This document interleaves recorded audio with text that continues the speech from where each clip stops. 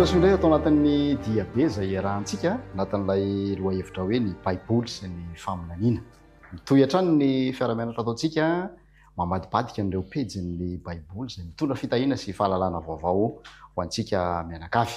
Miarabanao mpijery manaraka izao fandalina izao miaraban'ireo namana teknisianina izay fanometanana mampita ny feo sy ny sary mampifandray antsika, ary miaraba ihany koa ny pasteur André Valentine Fanera izay mbola vonona hatrany hiara-dalana amintsika hianatra ny tenin'Andriamanitra. Miarabanao, tonga soa pasteur. Miaraba ampifaliana namanadinao ary manona fiadanam-tompo amintsika rehetra. Miaraba antsika rehetra ihany koa amin'ny anaran'i Jesosy sy tompontsika. Mahaliana dia mahaliana ty loha hevitra iarahantsika ity ary feno ataontsika hoe actualité izay mivoivoy eo amin'ny fiainan'ny mpino amin'izao fotoana izao, ary ara-potoana tsara mihitsy ny rahantsika mijery zany loha hevitra izany. Mitoy ary ny dindinika antsika ataontsika jery todika kely aloha ny fizarana farany dia ho atolotra indray ny lohateny izay iarahantsika manaraka. Ya, marina zany, tena mahaliana mihitsy zany izy tena manadinao ary tena zavatra misy ankehitriny mihitsy zany ity loha hevitra tenentsika ity ny amin'ny resaka hoe faminaniana. Satria faminaniana tsy faminaniana ero zay mihitsy zay indrindra misy milaza faminaniana sy sisa, misy mitsangana ho mpaminany, manao ny tena no mpaminany ihany koa. Zay iarahantsika mahita fa tena misy zany amin'izao andro iainantsika izao, ary lay le endrika anankiray zay efa nijerevantsika tamin'ny fizarana teo aloha dia le hoe fanahy mamitaka. Fanahy mamitaka zany hoe fisehoan'ny fanahy na hoe asan'ny fanahy kanefa mamitaka.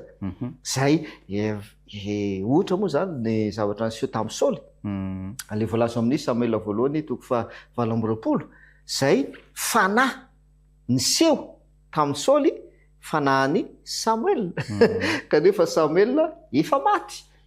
Dia amin'izao andro iainantsika izao ihany koa namanadinao misy an'izany ary zay mahatonga hoe mba tsy hahatonga antsika ho voafitaka dia tena ho fatantsika mihitsy zany ny amin'ny resaka faminaniana sy ny amin'ireny asan'ny fanahy ireny. Satria le ohatrohatran'izay mantsy zany fisehoana izy hoe nisy fanahy miteny tamiko na hoe nisy fanahy nanindry aho izy.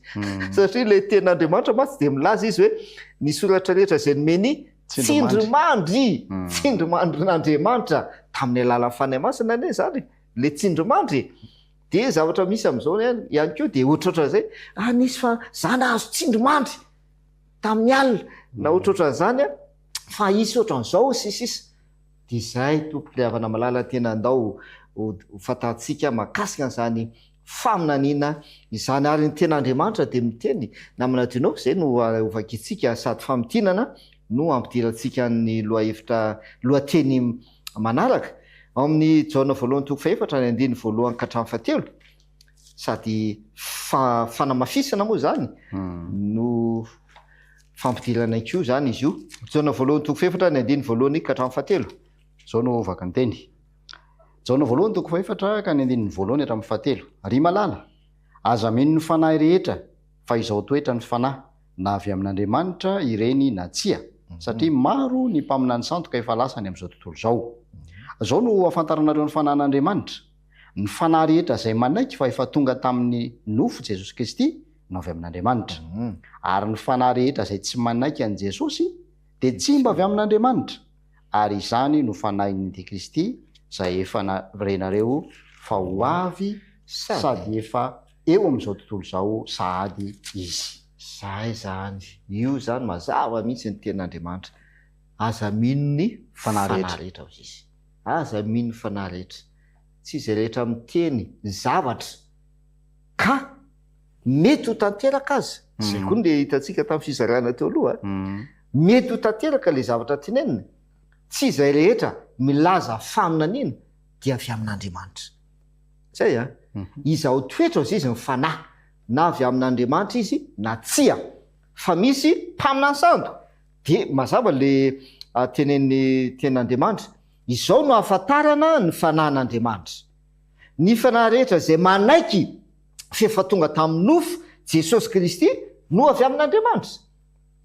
dia amin'ny andiny fahatelo ary ny fanahy rehetra zay tsy manaiky an' Jesosy dia ahoana izy dia tsy mba avy amin'Andriamanitra. zay zany aza isalasalana mihitsy zany na de ozy izy avelo tsara na de tanteraka aza le zavatra nylazainy ka tsy manaiky an' Jesosy izy tsy avy amin'Andriamanitra izy tompo. Tsotra be le izy naminadinao satria Andriamanitra ray Jesosy sy ny fanahy masina ahoana izy izy nyteny raha ihany ane ro e raha ihany zay mahatonga Jesosy zay za sy ny ray raha ihany ane zaho raha ihany ane zahay ozy izy Jesosy sady zay any amin'izao no mitena zany izy ka ny teny any ko zay nambaran' Jesosy dia ny fanahy hojerevantsika zay amin'ny fizarana ty ny fanahy no manambara teny avy am' Jesosy zay mahatonga le hoe ny fanahy zay tsy manaiky an' Jesosy dia tsy avy amin'Andriamanitra izy satria Andriamanitra ray sy Jesosy ary ny fanahy masina miara raha ihany reo miara-miasa ireo zavatra ray no ambarany sady zay tsisy fifanoheran-kevitra tsy misy zay matsy tsy misy fifanoherana zany ny zavatra ambaran'Andriamanitra tamin'i Jesosy avy eo nambaran' Jesosy le izy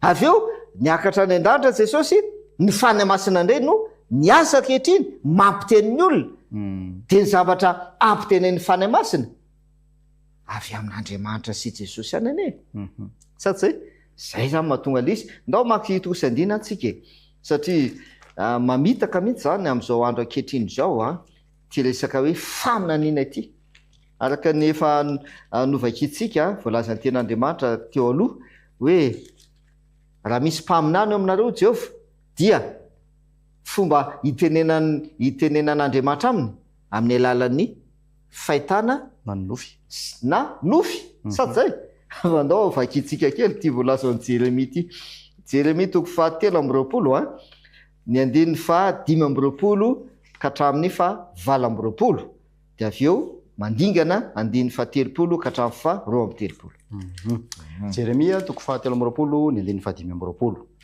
efa reko no lazain'ny mpaminany izay naminany lainga tamin'ny anarako hoe nanonofy aho nanonofy aho atreo aloha Jehova no miteny dia ozy izy efa reko ozy izy ny nolazain'ny mpaminany izay naminany lainga tamin'ny anarako zareo tsara naminadinao mampiasa ny anaran'Andriamanitra ny izy maminany amin'ny anaran'Andriamanitra izy fa maminany lainga ozy izy Jehova amin'ny fomba ahoana manonofy zay le hoe za tamin'ny any ohatran'ny tena azo tsindromandry mihitsy tena nisy fanahy mihitsy ny asa tamiko na hoe nanofy io voalaza mihitsy nanonofy aho izy izy nanonofy aho ndao to izantsika nivaky teny Jeremia toko 7:20 ny andininy 4:20 ndray zany zao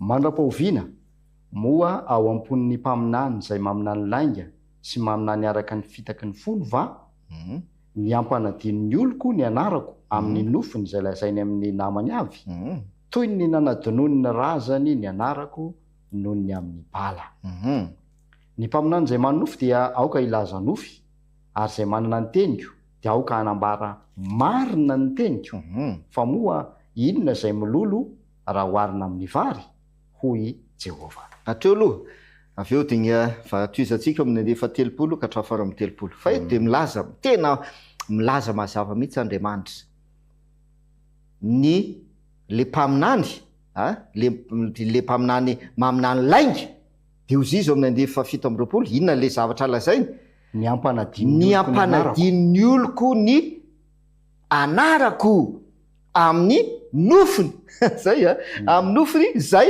lazainy dia milaza teny zany le mpaminany dia le zavatra ampitainy mitarika ny olona hanadino an'Andriamanitra ao amafisitsika zay nandeha 7:30 amin'izay ary andininy 7:30 Jeremia toko 7:20 ka hatramin'ny 2:30 koa indro efa asiako ny mpaminany hoy Jehova izay samy mangalatra ny teniko amin'ny namany avy indro hoy Jehova asiako ny mpaminany izay mampiteny ny lelany hoe hoy izy indro asiako izay maminany nofo lainga hoy Jehova ary milaza izany ka mampivily ny oloko amin'ny laingany sy ny fantokafany tena.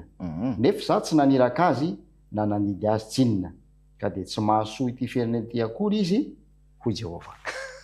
Tena marina io ary tena zava-misy amin'izao satria le olona izay milaza hoe mpaminany tompoko dia milaza teny mety hoe na tamin'ny nahazo nofo sisa amin'ny anaran'Andriamanitra sady zay zay le voalazana amin'ny 15 hoe zay mamina ny lainga tamin'ny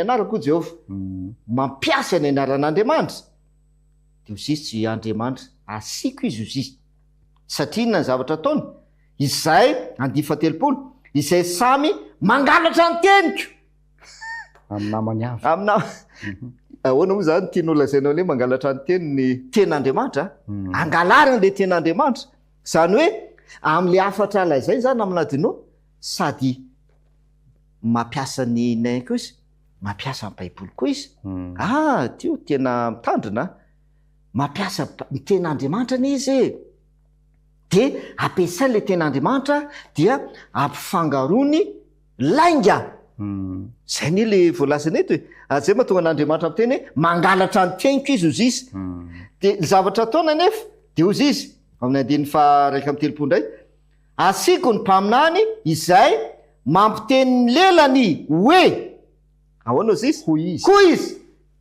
ohatrany hoe Andriamanitra zany mampiteny azy hoe hoy Jehovah zao lazainy Jehovah sisy io mampiteny lelany hoe hoy izy ozy izy rehefa milaza le faminaniana zany izy dia izay nitenen'le mpaminany sandoka hoy izy ohatrany hoe Andriamanitra nampiteny azy fa 9:30 am'izay ary dia ozy izy asiako ny mpaminany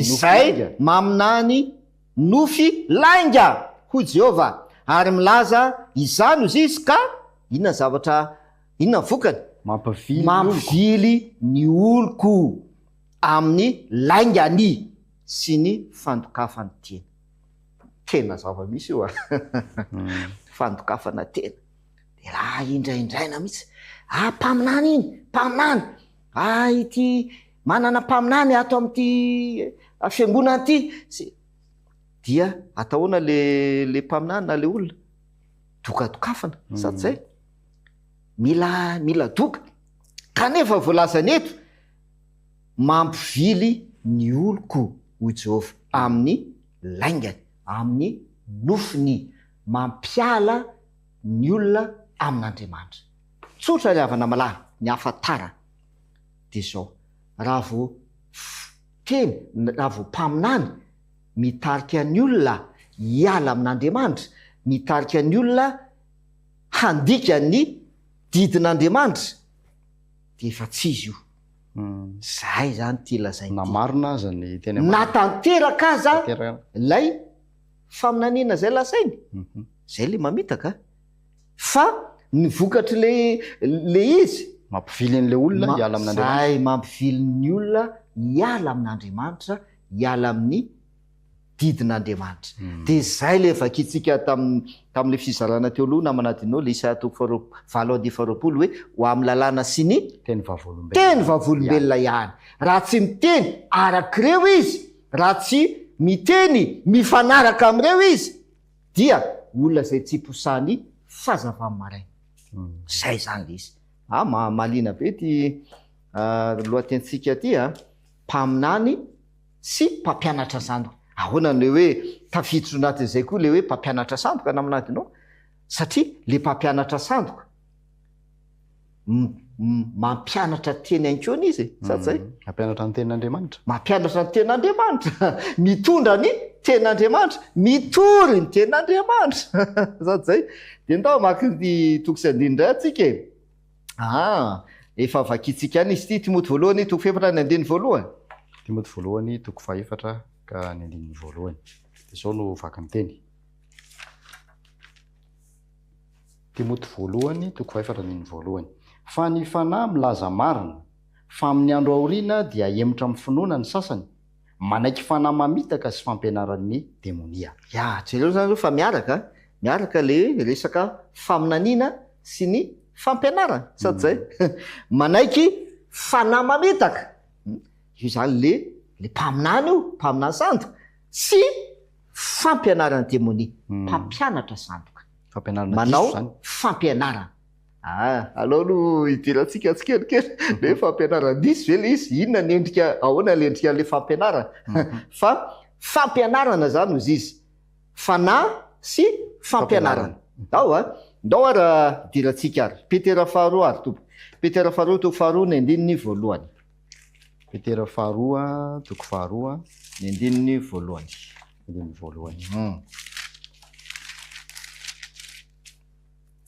zao ny voalaza fa nisy mpaminany sandoka teo amin'ny olona Israely ary hisy koa mpampianatra sandoka tahaka izany eo aminareo izay tahaka izay ahatonga mangingina saimbiso mahavery ary andany tompo izay mividy azy aza ka ahatonga fahaverezana tampoka ho amin'ny tenany ozy izy ny ten'Andriamanitra tena zay matole hoe ty actualité ozy izy ianao tam'le fampidirana ty loha hevitrisika ty tena marina satria io zany zao tena milaza mihitsy ny ten'Andriamanitra nisy mpaminany sandoka ozy izy teo amin'ny olon'ny Israely tao am'le vahoakan'Israely kay nisy mpaminany sandoka tambo zany efa nisy mpaminany sandoka de mitendray izy ary izy koa mpampianatra sandoka tahaka izany eo aminareo zay mataonay teny hoe miaraka ny le hoe mpaminany sandoka sy mpampianatra sandoka miaraka satria nahoana samy mitondra teny sady zay avy amin'Andriamanitra mpaminany mitondra teny milaza avy amin'Andriamanitra tamin'ny alalan'ofo na sisisy fa le mpampianatra sandoka mitondra ny tenin'Andriamanitra ihany koa izy mampianatra ny tenin'Andriamanitra izy mampahafantatra ny tenin'Andriamanitra izy de zay mampiaraka anisy anankiroa fa eto de voalaza raha nisy mpaminany sandoka tany amin'ny Israely am'izao andro ainatsika zao tompo misy tahaka zany akeo ary apiny le izy tsy mpaminany sandoka ihany mpampianatra sandoka ihany keo izy izy nao idirantsika kely le mpampianatra sandoka ary de ovakitsika amin'ny baiboly diema le izy namana dinao ahoana ny lazainy petera faharoa ihany toko faharoa de ny andininy voalohany avy eo toizantsika toko faharoa ka ny andininy voalohany zao ny vaky ny teny nisy mpaminany sandoka teo amin'ny vahoaka Israely toy izany koa no isian'ny mpampianatra sandoka eo aminareo hampiditra antsokosoko fampianaran-diso mahavery izy ireo sady andany tompo izay nanavitra azy ka hitarika fahaverezana tampoka ho an'ny tenany inona le ataon'le mpampianatra sandoka ozy izy hampiditra ino ozy izy antsokosoko fampianaran-diso mahavery de inona vokatra le izy mitovy an'le mpaminany sandoka teo ihany volazany any amin'ny Jeremia toko fa telo amby roapolo le vakitsika mitaonan'ny olona mampivily ny olona hiala amin'Andriamanitra de eto le mpampianatra sandoka ozy izy de zao mampiditra tsokosoko fampianaran-diso mahavery izy sady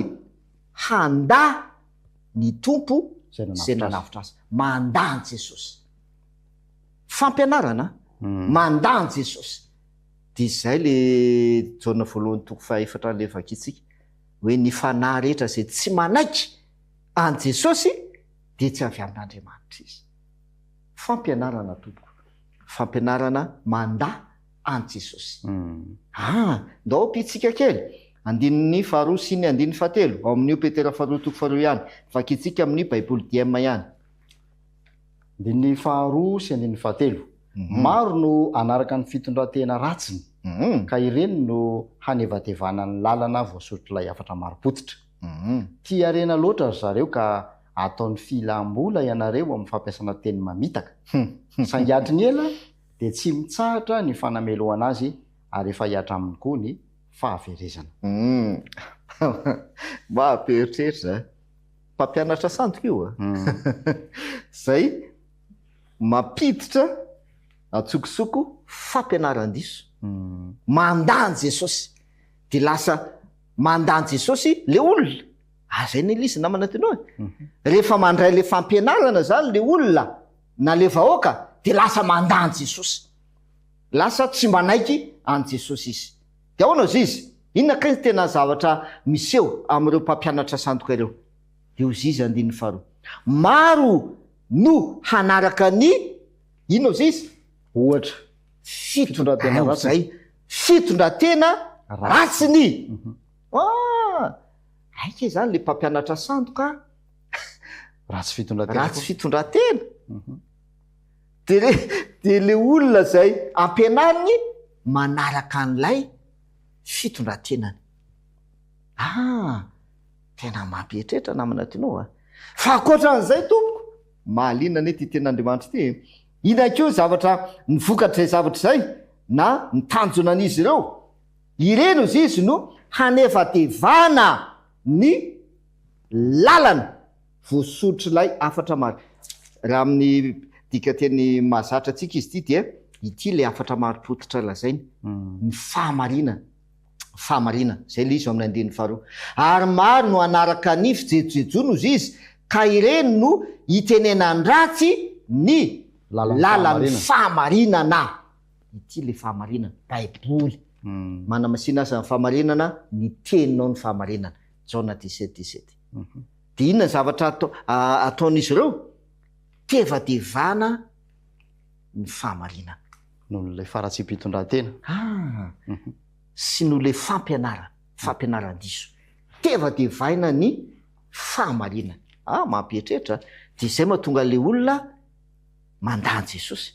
Satria voalaza ny ten'Andriamanitra Jaona 4:15 de ozy izy Jesosy no miteny, izaho no lalana sy fahamarinana.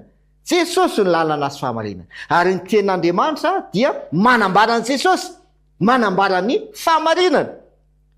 De rehefa mandray le fampianaran-diso le vahoaka, de fotoana handany Jesosy dia lasa manevateva ny fahamarinana.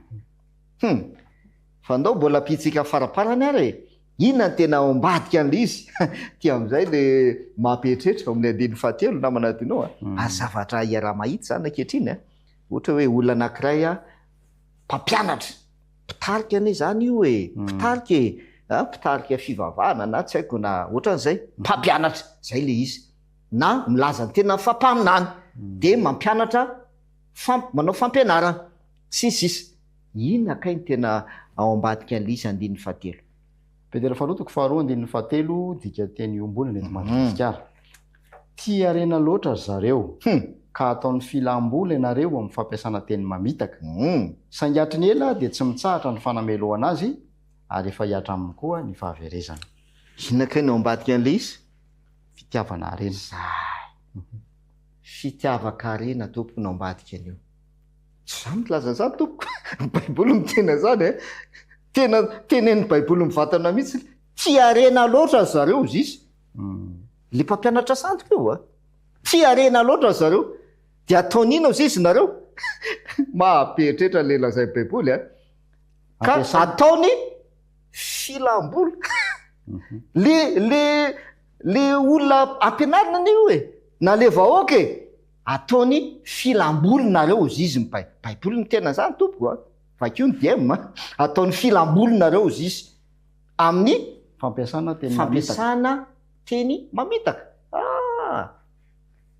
Fitiavam-boly ty. Aila izy zany ny fitiavam-boly anao ambadika de manao fampianarana. De le fampianarana io fampianaran-diso.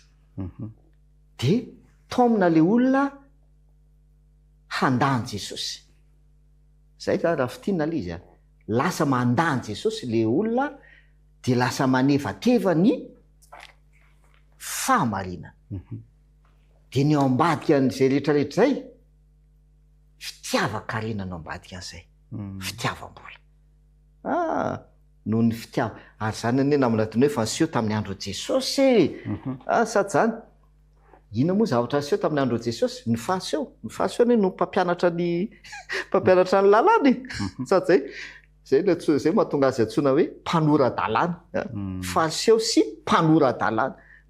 na ny raby reny anie no mpampianatra ny lalàna mpampianatra ny ten'andriamanitra vaoka fa zao rehefa tonga Jesosy lay faminan'iny lay voalaza ny faminan'iny rehefa tena tonga hita maso io nga izy nino an Jesosy tsy nino an Jesosy ane zareo tsy nanaiky an Jesosy reo mpampianatra reo ny faseo zany tsy nanaiky an Jesosy izy de fampianaran'ina zao no nampianariny ny vahoaka kanefa le tena fahamarinana io efa tonga olombelona hita maso io fa tsy nekeny de mbola fampianaran'inona raha no ampianarina zay n'io kay no fitiavana vola no na tonga anareo mpampianatra reo manao le fampianarana fitiavakarena le izy mampietrehitra ravana malala fa de zao zay le hoe mampitandrina atsika ten'Andriamanitra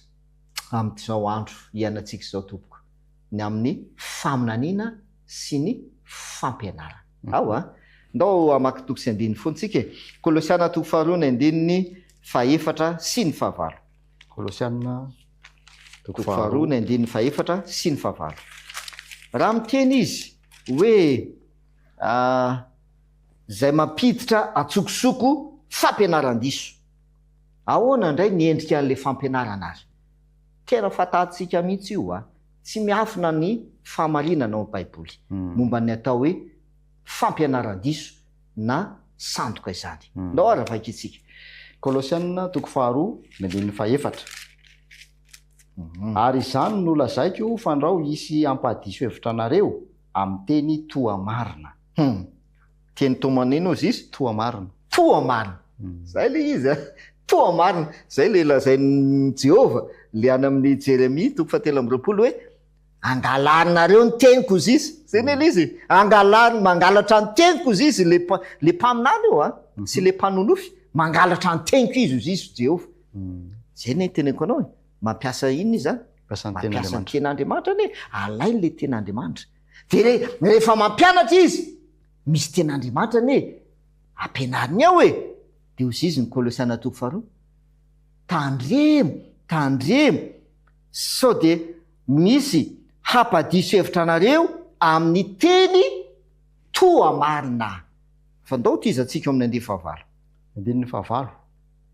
Kolosiana toko 2 ka ny 5 de zao no fombara tandremo fandrao misy mahalasa anareo ho babony amin'ny filozofia sy ny famitahana foana araka ny fampianarana voatolotra ny razana araka ny abdiam-pianaran'izao tontolo izao fa tsy araka ny Kristy zay reo zany zao endrika ny atao hoe fampianaran-diso tompoko sy reo endrika santunana zany zay izy tsika am'le hoe fampianaran-diso zay toa marina di inona le izy tandremo fandrao isy mahalasa anareo babony amin'ny filozofia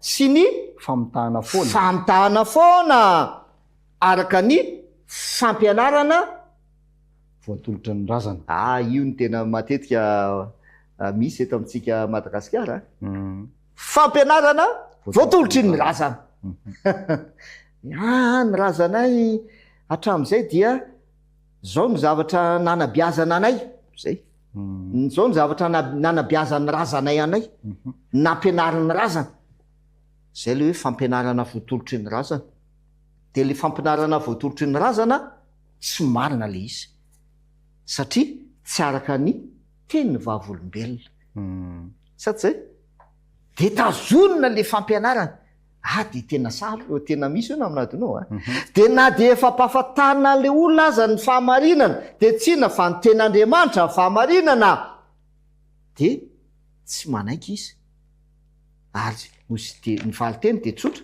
matetika zany no miseho zay tsy miala amin'ny fampianaranay efa nomenanay sady tsy miala amin'ny fampianarana zay efa natolotra anay zay io nefa nitezananay tao amin'ny ara-panahy tao amin'ny fivavahana hatramin'ny razana sisy efa nitezaina tamin'izany ry havana malalo fotoana zao ahafantaranao ny marina aika voalaza ao mihitsy fa anisan'ny fampianaran-diso ny filôsofia, ny fampianarana mamitaka, ny ay famitahana foana zay l izy ary fampianarana voatolotry ny razana.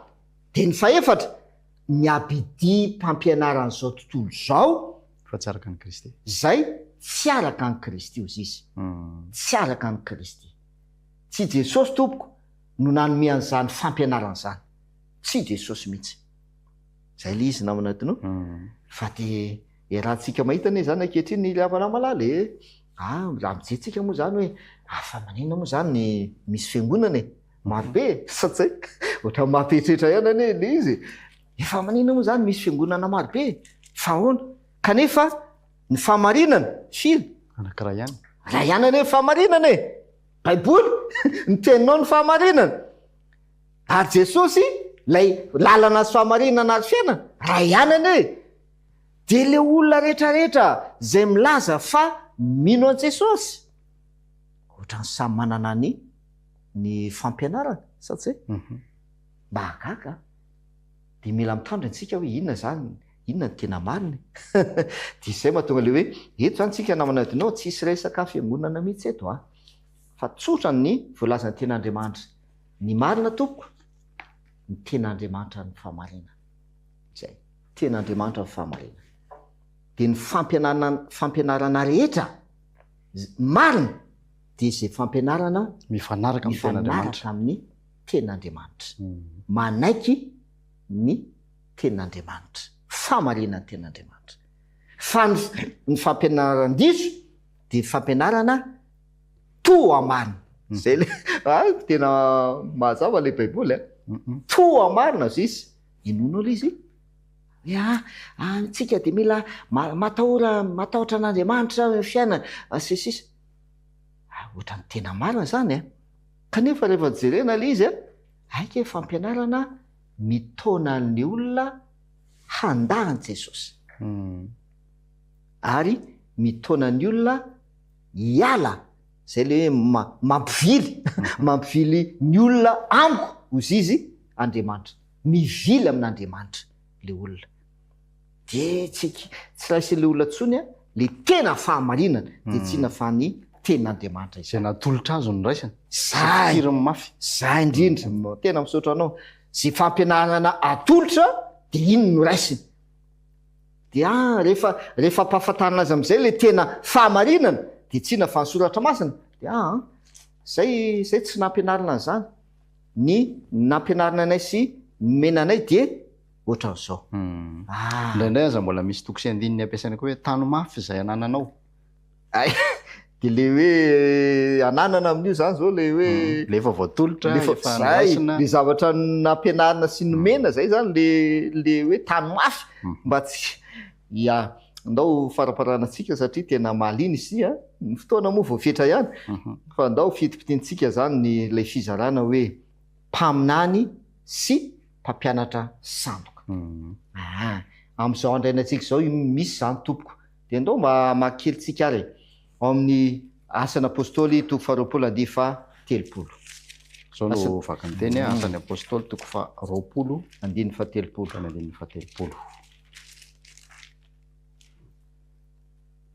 ary avy aminareo no himpisahan'ny olona sasany mitory teny tsy marina hitaona ny mpianatra anaraka azy mazava ny tenin'Andriamanitra avy zao izy le mpampianatra sandoka avy aminareo ihany ane zay mahatonga ny Petera 2:2 zay vakitsika hoe tao amin'ny Israely misy mpaminany sandoka tao amin'ny Israely fa tsy hoe olona hafa firenena no le mpaminany sandoka tao amin'ny Israely ane le mpaminany sandoka de tahaka zany koa izy eo aminareo hisy mpampianatra sandoka iko eo aminareo de ozy izy lasan'ny apôstôly mazava be avy aminareo no ivoan'ny olona sasany mitory teny tsy marina fitory teny mitory teny etseroa mamory olona de mitory teny mampianatra sy izy ny baiboly mitory teny tsy marina satria ahoana mahatonga azy hoe tsy marina tsy mifanaraka amin'ny ten'Andriamanitra. Zay mazava tsy mifanaraka amin'ilay fahamarinana de tsy na fa ny ten'Andriamanitra ilay toriteny le zavatra toriana moa zany sy ilay zavatra ampianarina mitoriteny tsy marina. Ndao amakitosy andininy faraparany atsika Jesosy no andeha asaintsika amin'ny teny mihitsy mahakasika an'izay. Matio 4:20 Matio 4:20 dia vakintsika ny andininy 4 sy ny 5 ary ny andininy 2:20. Matio 4:20 ny andininy 4, ny andininy 5 ary ny andininy 2:20. Zao ny vakany 2:20 azafady. Ary Jesosy namaly ka nanao taminy hoe mitandrema fandrao isay mitaka anareo. Fa maro no avy amin'ny anarako hanao hoe zany Kristy ka maro no voavitany. Andininy 2:20. Ary isy mpamina ny sandoka maro hitsangany ka amitaka ny maro. Fampitandremana no nataon'i Jesosy. Jereo efa tamin'izany Jesosy ny nampitandrina tsara mihitsy.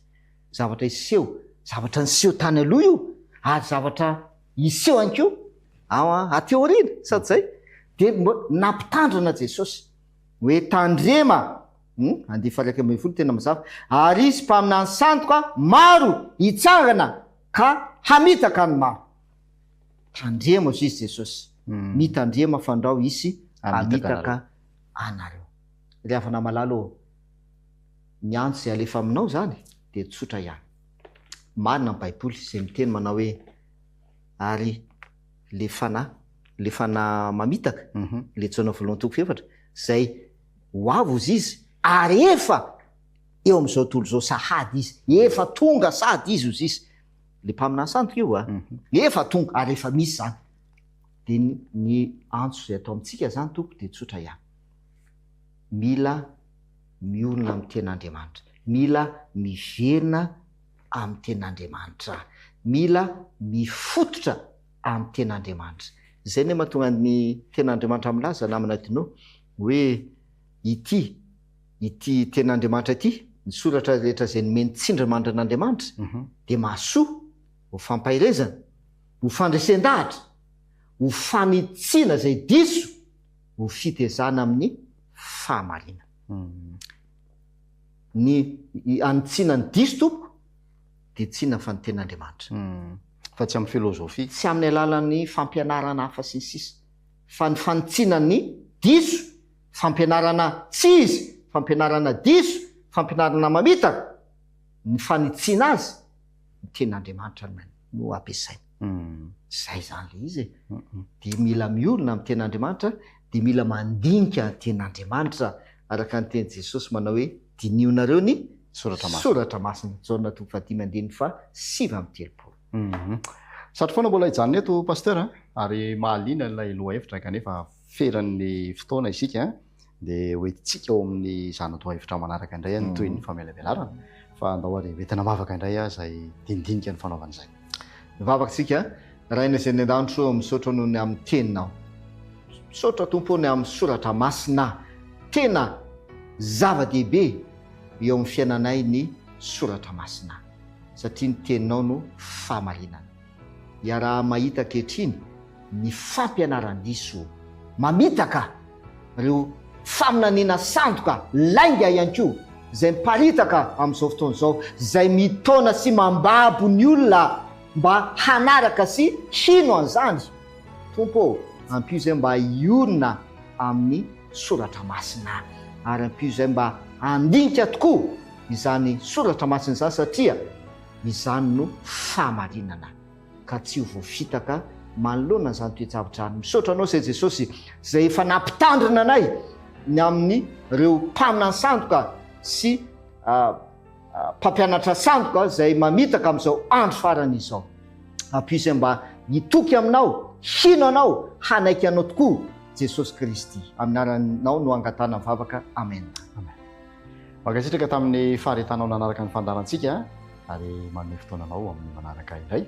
Makasitraka anao namina teknisianina ihany koa misaotra ny pasteur Rebartena Fanera ny tonan'izay famelabelarana izay ho amin'ny manaraka indray.